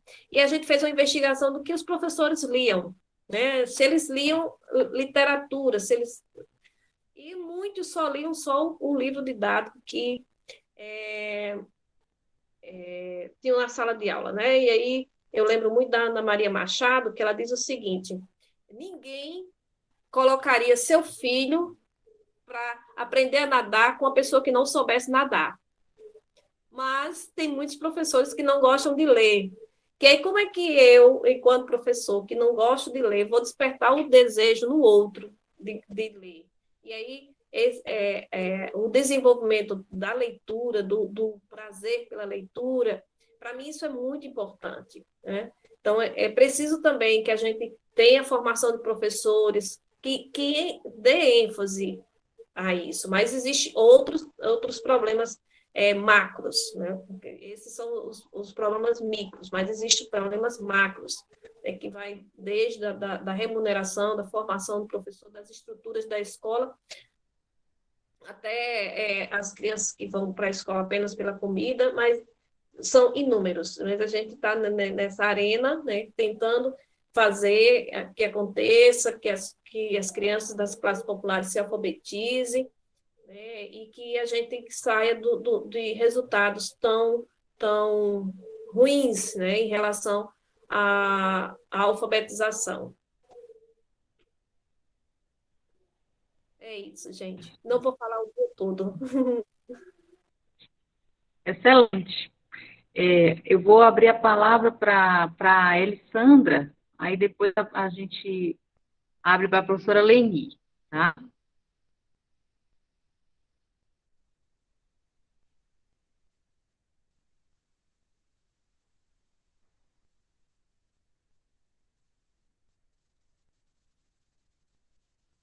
Pode falar, Elisandra. Você levantou a mão, se inscreveu.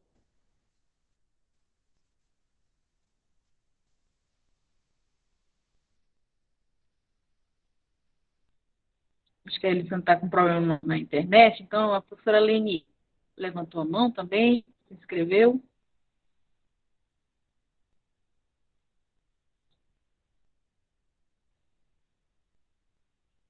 Com a professora Leni, por favor.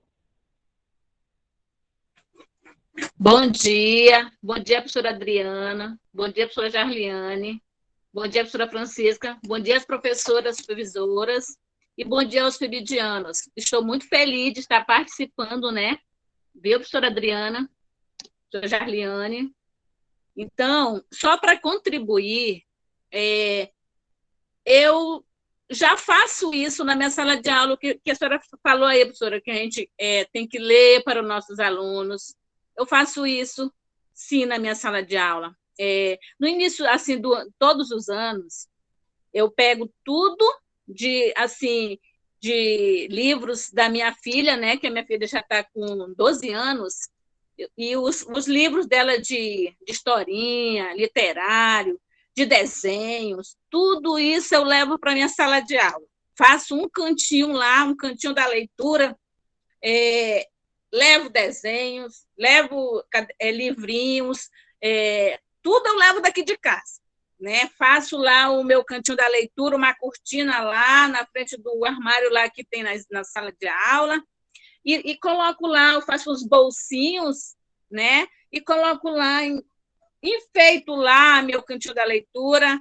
Eu digo assim, que ele é um cantinho da leitura interdisciplinar, porque eu coloco tudo lá, até os meus materiais, alfabeto, vogais, porque sempre eu fico com alunos para alfabetizar, de primeiro ao terceiro ano, né? E eu gosto muito de alfabetizar. E eu leio, cada dia, eu mando eles ir lá na cortina e pegar um livro para ler. Cada um pega um livro. Então, eu tenho 26 alunos, cada um quer ler. Digo, não podemos ler tudo hoje, só um. Vai lá, só um, pega e vamos ler. Todo dia eu leio para eles. Né? Eles faço um círculo lá e leio para eles. Então, eles ficam maravilhados ouvindo. Os meus alunos, eu tenho aluno do segundo ano, eu estava ano passado com o segundo ano, né? Mas não teve essa oportunidade de a gente fazer essa leitura, né? Não teve, porque foi tudo remoto. Viu, professora? Então, eu faço isso com meus alunos, e eles gostam muito. Os meus alunos nem todos sabem ler, estão no segundo ano, estão aprendendo ainda, mas eles gostam, cada um vai lá pegar um livro. Professora, a senhora me empresta? Empresto, né? Eles levam para casa, eles leem lá com os pais, lá com os irmãos, e quem não sabe ler, às vezes eu digo, amanhã eu quero alguma coisa aqui desse livro aqui que você levou. Né? Ele vem falar, ele não sabe ler, mas ele vai falar que o pai dele falou isso, que o desenho está mostrando isso, mas ele fez a leitura dele lá, com o pai, né? Mas eu faço também na sala de aula. E também faço, na minha sala de aula, eu gosto de colocar tudo ali, o alfabeto, o nome deles. Cada dia eu faço a leitura na sala de aula com eles, do alfabeto, do nome deles, né? Dos números. É uma leitura todo dia, é uma rotina que eu faço com eles, tá? Então, só para contribuir, eu leio sim com meus alunos, eu tenho o gosto de levar para eles, porque eles não têm mesmo, né? Então, isso faz com que desperto nele a vontade de ler e de aprender também. Então, é isso, professora, que eu queria contribuir. Muito obrigada. A gente que agradece, professora Leni. Que lindo depoimento, viu, professora? Que lindo. Acho que esse é o caminho, né, professora Adriana? Esse nosso envolvimento, a dedicação, né? E acho que o caminho das possibilidades. Eu acho que isso que nos move, né? Essa esperança, né? E essa aposta, né? Em acreditar que é possível, né? A gente fazer a diferença. Então, que bonito trabalho, professora. A gente vai continuar e graças a Deus a gente tem a sua participação, né, no PIBID, como professora supervisora, e certamente a senhora vai contribuir muito. A gente vai ter um lindo trabalho aí pela frente. Obrigada, viu? Eu não sei se a Alessandra vai falar ou ela fez a inscrição. Diga aí no chat, Alessandra. Eu vi que você levantou a mão. Não sei se você pediu a inscrição. Senão eu passo para a professora Adriana e a gente já vai fechando, né? Então, a gente registrou aí as perguntas, né, dos colegas, né? E a professora Francisca perdeu a conexão. Então, acho que certo. Então, eu acho que a Elisandra se equivocou aí, levantando a mão, mas com vontade. Então, a gente vai finalizando. Professora Adriana, eu passo para a senhora novamente, para a senhora fazer suas considerações finais.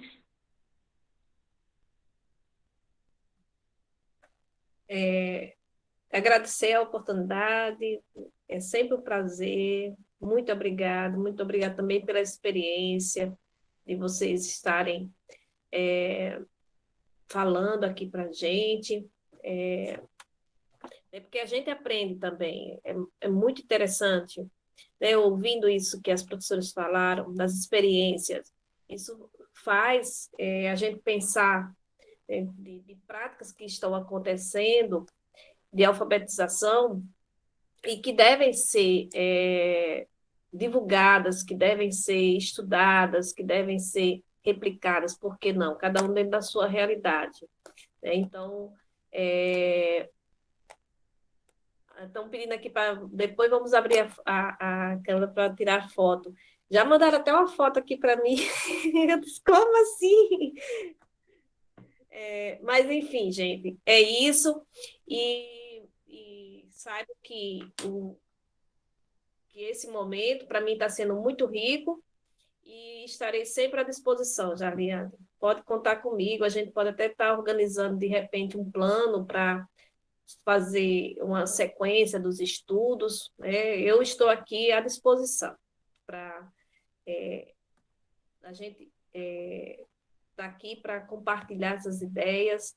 E uma coisa, mais uma vez falando da leitura, eu gosto muito de dizer que a gente não nasce gostando de ler, né? A gente aprende a gostar de ler. E aí a função do professor de ensinar a ler, a ensinar a gostar de ler. Teve uma live essa semana com o Vanderlei Geralti, e ele enfatiza muito. Aquele texto dele, o livrinho dele, que eu acho que já está com 30 anos, o texto na sala de aula, ele fala muito, ele dá muita importância à questão da leitura. Então, não só ele, mas também a Mortati também fala isso.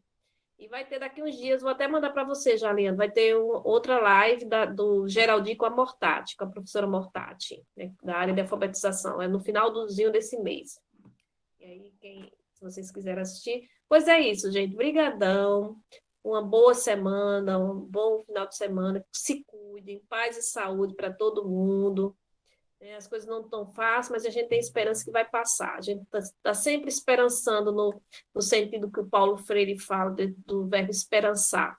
Então, vamos esperançar. É isso. Certo, professora, nós que agradecemos, né, pela sempre estar disposta, né, a contribuir, né, eu acho que a foto que você recebeu foi que eu já mandei lá no grupo geral do PIBID, eu gosto de sempre colocar logo nas redes, divulgando esse trabalho bonito que a gente vem realizando. Essa ideia da gente um cronograma, eu acho interessante, a gente faz um cronograma bimestral, então eu e a professora, a gente pensa em 2 meses, e aí disponibiliza do PIBID, né, e a gente vai desenvolvendo, então poderia estar fazendo assim. Esses vídeos do YouTube, a gente também pode incluí-los, né, para assistir e debater a partir dos vídeos, tá? Então, um por mês, né, a gente pode estar fazendo isso também, acho interessante, 1 ou 2 por mês.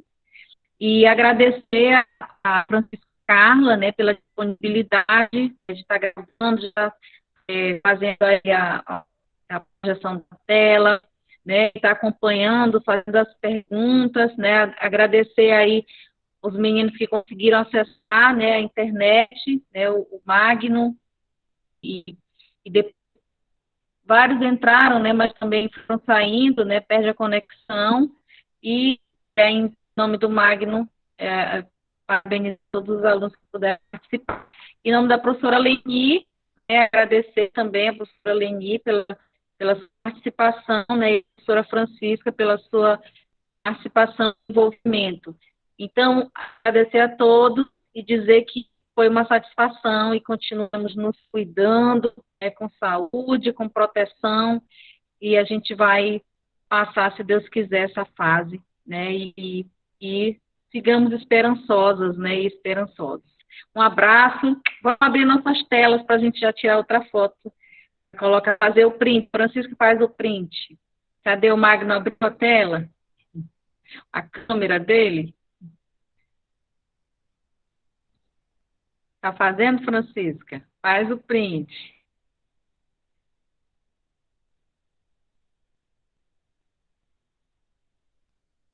Então, acredito que já, né? Já, sim. Ah, tá. Sei. Ah, tá. Então tá. Tchau, tchau. Um abraço a todos. Tchau, tchau.